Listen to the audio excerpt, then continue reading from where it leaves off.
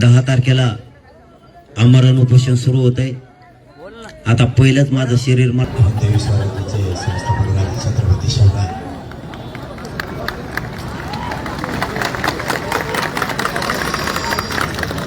आळंदी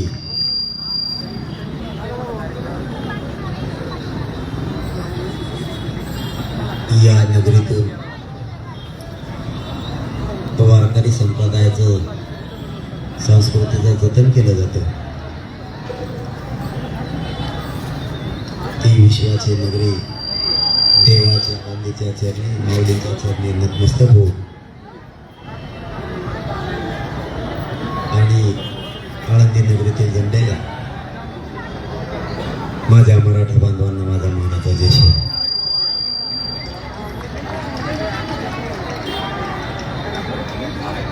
नका मराठा काय होते मराठा आरक्षणाची लढाई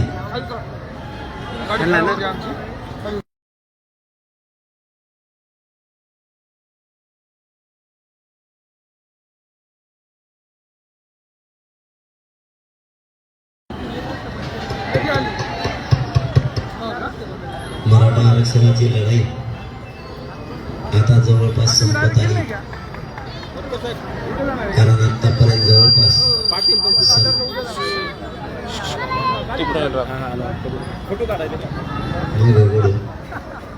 माग येत नसतो. आता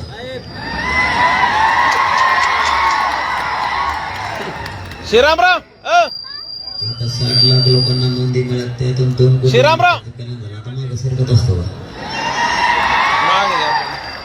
आणि ज्यांना वाटत होतं मराठा हा ओबीसी आरक्षणात गेला नाही पाहिजे ते आता कोंकडं बोलायला लागले. ते आता गोळ्यावरच आला. आता त्याला वाटलं की जरा कच्चा जेव्हा त्याला गोळ्या घ्यायचे टाइम आले 3 टाइम तेव्हा त्याच्या लक्षात आलं हे नाही काय.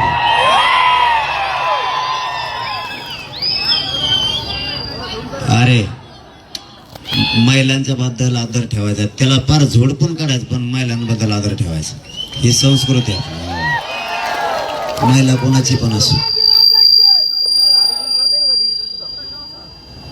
मराठा आरक्षणाची लढाई आता अंतिम टप्प्यात 1 करोडच्या संख्येनं मराठ्यांचे पोरं त्या दिवशी मुंबईत गेले.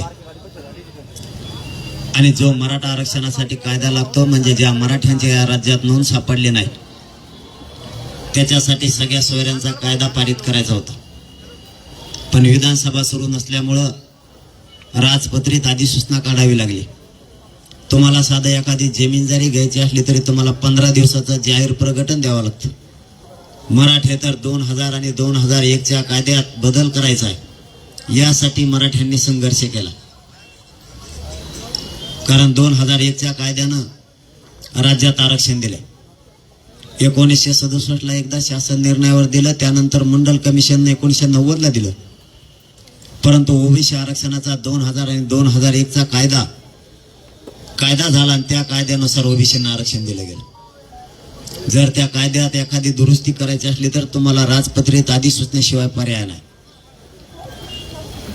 जर तुम्हाला कायमचं आरक्षण पाहिजे असलं तर 2001च्या कायद्यानुसार जे आतापर्यंत आरक्षण दिलं, मग 2004ला दिलं, 2006ला दिलं, 2008ला दिलं, 2012ला दिलं, 2014ला दिलं, ते 2001च्या कायद्यानुसारच दिलं. आणि आता जर मराठ्यांना ओबीसीत आरक्षण पाहिजे असलं ते पण नोंदी नसताना जर पाहिजे असलं, नोंदी मिळालेल्या मराठ्यांच्या आधारावरतीच जर सगळ्या सोयऱ्यांना महाराष्ट्रातल्या पाहिजे असलं तर 2001च्या कायद्यात दुरुस्ती करावीच लागते. आणि ती जर करायची असली तर विधानसभा असावी लागते. सध्या विधानसभा नाहीये. मग अधिसूचना काढली आणि 15 दिवसाच्या हरकती मागितल्या आणि येत्या 15 तारखेला जो सगळ्या सोयऱ्यांचे अध्यादेश निघाला त्या अध्यादेशाचं रूपांतर कायद्यात 15 तारखेला होणार आहे आणि 15 तारखेच्या नंतर लगेच अंमलबजावणी त्या कायद्याची होणार. मराठ्यांनी हा लहान लढा जिंकला नाही. मराठ्यांनी सगळ्यात अगोदर एक गोष्ट समजून घेणं गरजेचं आहे की 70-75 वर्ष स्वातंत्र्य मिळून झाले पण 2001च्या कायद्यात दुरुस्ती झाली नाही. मराठ्यांसाठी आरक्षणाच्या बाबतचा कायदा सुद्धा नाही.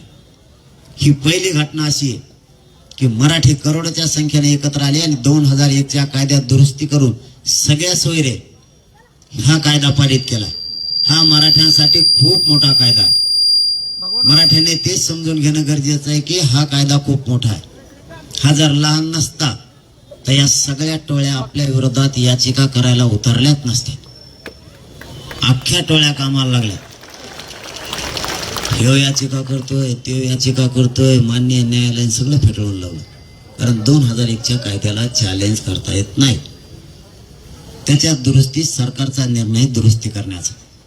त्यामुळे तिथं काय करता येत नाही. आरक्षण आलं काय?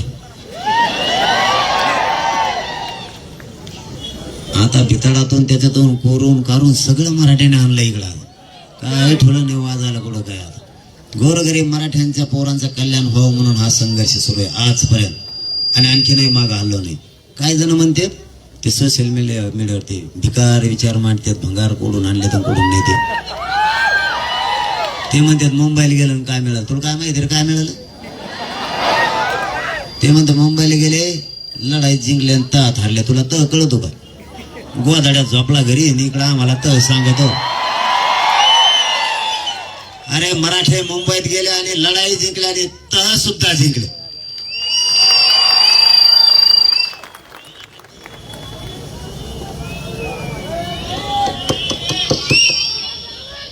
माग सर कोण तुम्हाला आरक्षण घालायचे विचार आहे काय. माग सर माग त्याला सर नाही इकडं.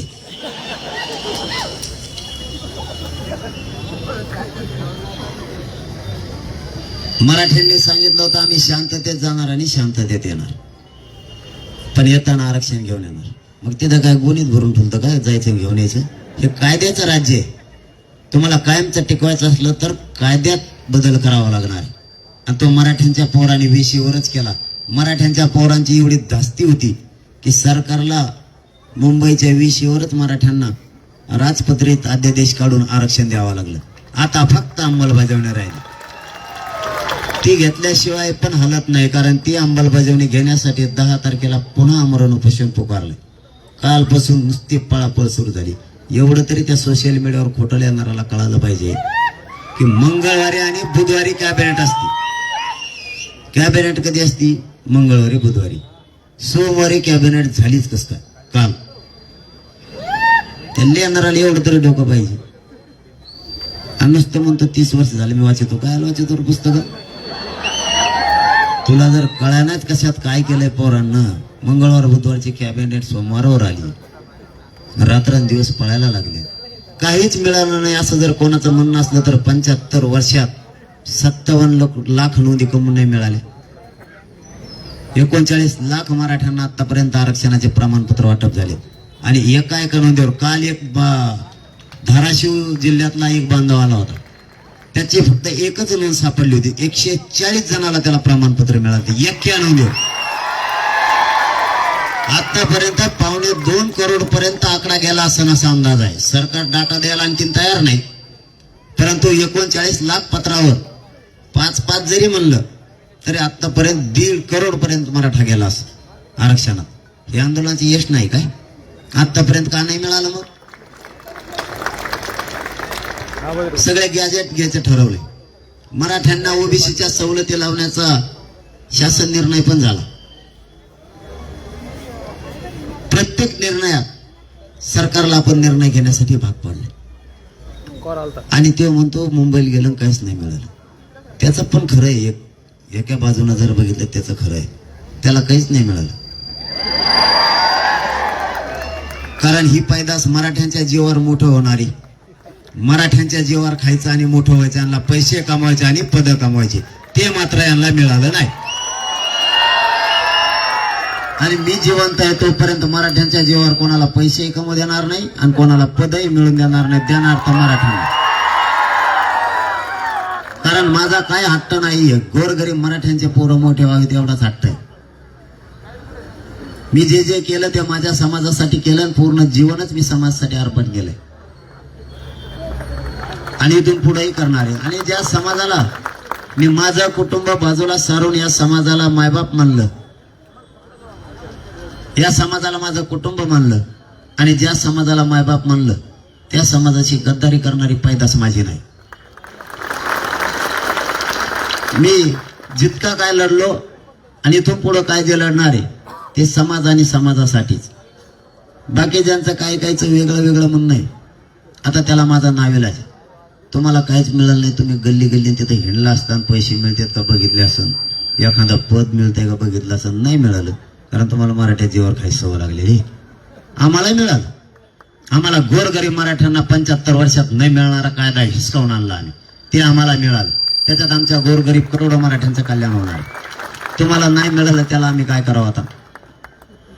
आणि तुम्ही लय जण नाहीत, 20-30 जणच आहेत. मराठ्यांच्या जीवावर खायची सवय लागली. तुमच्या दुकानात बंद पडली त्यांची. यांना मी कुठं पैसे जमा करायला गेले ना, मी डायरेक्ट अधिकाऱ्यांना मराठ्यांच्या मोठमोठ्या लोकांना सांगतो अजिबात पैसे द्यायचे.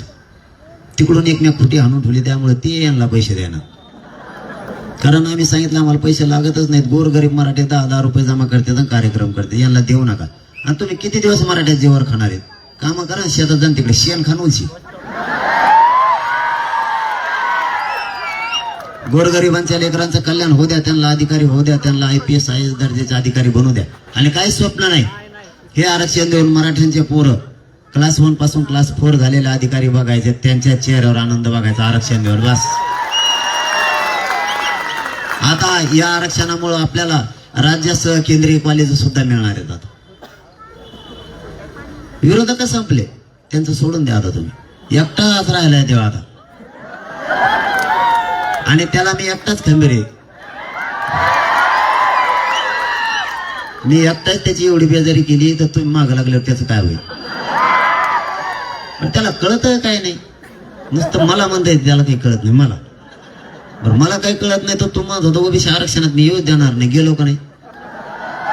आणि मग तो कसं काय म्हणतो मला काहीच कळत नाही? आणि तो कवर म्हणतो कोणाला आरक्षण खाऊ द्या ना. आता NT VJNTच्या आरक्षणात धक्का लागत नाही आपल्यामुळे, तरी त्यांना पीठ येते. त्यांना म्हणते चला चला माझ्या संघ चला. काय तर त्या संघ ते वेगळं आरक्षण आहे. NT VJNTचा वेगळा बांध पडलेला आहे, त्याला कोणी टोकरू शकत नाही. आता राहिला त्याचा प्रश्न, 12 बलुतेदाराला खाऊ द्या नाही. तू 12 बलुतेदाराचे वसमतला माझ्याकडे सगळेजण आले होते, पुसदला, वाशिम जिल्ह्यात. त्यांनी सांगितलं हा आमचं आरक्षण खाऊ देत नाही, तुम्ही आमच्यासाठी 2 पत्र द्या. आमचा वेगळा प्रवर्ग केला. मुख्यमंत्र्यांना सांगितलं आम्ही करा 12 बलुतेदार बांधवांचा वेगळा प्रवर्ग, हे खाऊ देत नाही त्यांना. तर काल त्यांनाच म्हणतो दाड्या करू नका. येडपट सगळ्या दोन्हीचं मारतो का गोरगरिबात लोक तुझ्यासाठी? तुला डोकं नाही, त्या गोरगरिबाला खाऊ द्यायचं नाही, तुला जगू द्यायचं नाही. काय सल्ले देतोय उलटे सुलटे सगळे. एक सोयीचा सल्ला नाही. मध्ये तर म्हणला कोयते कोरडेच घ्या पायात थोडी मायला ये बर तू पुढं येत नाही, तिकूनच गप्पा ठोकी तू. त्याला ना आता आरक्षण मराठीत आता ओबीसी आरक्षणात शिरलेत. एकदा आरक्षण मिळून द्या राहिलेलं, एकदा अंमलबजावणी. त्याच्यात किती दम आहे मला एकदा बघायचा झाला. त्याला जर नाही लोकांनी भजे खाऊन टाकलेले कागद खायला लावले तिथून पुढं बधीर डोक्याचं जातीवादी. आम्ही प्रेमाने वागतो ना, ओबीसी बांधव मराठा बांधव प्रेमाने वागतात गावखेड्यात. आत्ता पण एकमेकाच्या सुखादुखात आहेत दोघं. लग्न असलं दोघं एकमेकाच्या पंक्तीला वाढीत आहेत, ओबीसी बांधव मराठा बांधव. कोणाला अडचण आहे? अहो आपले आईबापाची चावी घराची कोणाकडे देत नाहीत. पण जर शाळेत मुलं गेले ना, तर शेजारी जर ओबीसी बांधवाचं घर असलं त्याजवळ घरात चावी देत, म्हणजे माझं लेकर आल्यावरती. इतका विश्वास आहे एकमेकावरती. हे विनाकारण आमच्यात वाद निर्माण करायला लागले. जर आता बी ओबीसी जर लग्नाला चालले ना, ओबीसी मराठा बांधव दोघं 50-50 पेट्रोल टाकीत मोटरसायकल. त्याने जर आजच्या आपाजला तर उद्या हेव पाहिजे, तो नाही पाजला कचा कच घोडेला येते त्या कामाला. इतकं प्रेम आहे आमचा एकमेकावर. तो कुठून आला मधीच काय मग धामाचा दिसना निसना तुला काचा बदल घेऊन चाचण्यात आहे. कशाला आमच्यात वाद निर्माण करतो? आमचं लय प्रेम आहे एकमेकावरती. काय अडचण आहे का? मग काय कोण बोललो ऐकून? आरक्षणाचं पत्र भेटलं का?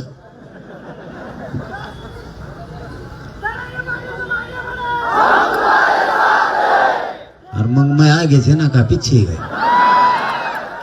मी सगळ्यात आगेचे होऊन देव. काय व्हायचं ते आता? आरक्षण घेऊ तर मी बी पिच्छे होत नाही आता. हिंदीचं जमत नाही रे आणखी.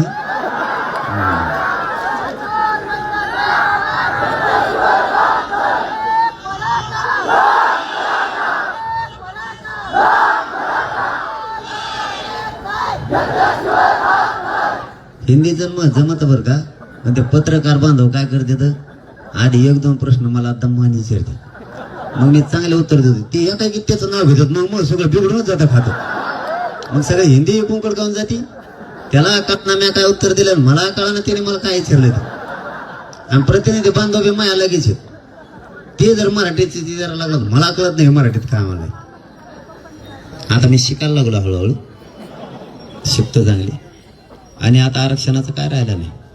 खरं सांगतोय तुम्हाला, या समाजाला परिपूर्ण आणि 100% आरक्षण दिल्याशिवाय एक इंच मी हटत नाही, त्याची काळजी तुम्ही करू नका. मराठी आता 1.5-2 करोड मराठी आरक्षणात घुसले सुद्धा. हे लय मोठं यश 75 वर्षातला, नोंदी असूनही दिल्या गेल्या नव्हत्या. आज जर तेच आरक्षण 10-15 वर्षापूर्वी असतं तर जगाच्या पाठीवर मराठा ही प्रगत जात म्हणून देशात आणि जगात 1 नंबरला राहिले. आणलंय खेचून. माझं काय स्वप्न आहे, मी इतकी दुश्मनी कशासाठी पत्कारली. माझ्या गोरगरीब मराठ्यांच्या लेकराचं कल्याण झालं पाहिजे, ते मोठे झाले पाहिजे, याच्यासाठी हा संघर्ष सुरू आहे. आणि आता ही कडीला आणलाय, फक्त अंमलबजावणी राहिली, काहीच राहिलं नाही. एकदा अंमलबजावणी झाली आणि ती 15ला काही झालं म्हणजे मला जीव तरी टेकायची वेळ आली खाली तरी मी टिकवील, पण करोडो पोरांच्या चेहऱ्यावर आरक्षण देऊन हसू बघत त्याशिवाय माग हटणार नाही. कारण आता फक्त अंमलबजावणी राहिली. 15ला अधिवेशन बोलवलंय, 15 तारखेला त्यांना घ्यावंच लागणार आहे. परंतु या आळंदी नगरीतून मी महाराष्ट्रातल्या मराठा समाजाला आव्हान करतोय आणि महाराष्ट्रातल्या सगळ्या पक्षातल्या आमदार आणि मंत्र्यांना सुद्धा आवाहन करतोय की 15 तारखेला जे अधिवेशन होणार आहे, या अधिवेशनात आपण सगळ्यांना तो कायदा पारित व्हावा आणि मजबूत व्हावा, यासाठी प्रत्येक आमदाराने आणि मंत्र्यांना मराठा आरक्षणाच्या आणि मराठ्यांच्या कायद्याच्या बाजूने आवाज उठवावा, ही मराठ्यांच्या वतीनं त्यांना विनंती. आणि मराठा समाजालाही विनंती, आपण आपल्या महाराष्ट्रातल्या प्रत्येक मतदारसंघातल्या आमदारांना फोन करून सांगा आणि त्यांना पत्रही द्या की 15 तारखेच्या अधिवेशनात जो सगळ्या सोयऱ्यांचा कायदा आहे पारित होणार आहे, त्याच्या अंमलबजावणीसाठी सगळ्यांना एक मतानं आवाज उठवा म्हणून त्यांना सांगा. कोण बोलतोय त्याच्याकडे बघा, नाही तर आपल्या लेकराचा जो नाही तो आपला नाही. मग राजकारण नाही, फिजकारण नाही ना काय नाही, सगळे खड्ड्यात गेले. जातीपेक्षा मग नेत्याला आणि पक्षाला मोठं मानायचंच नाही.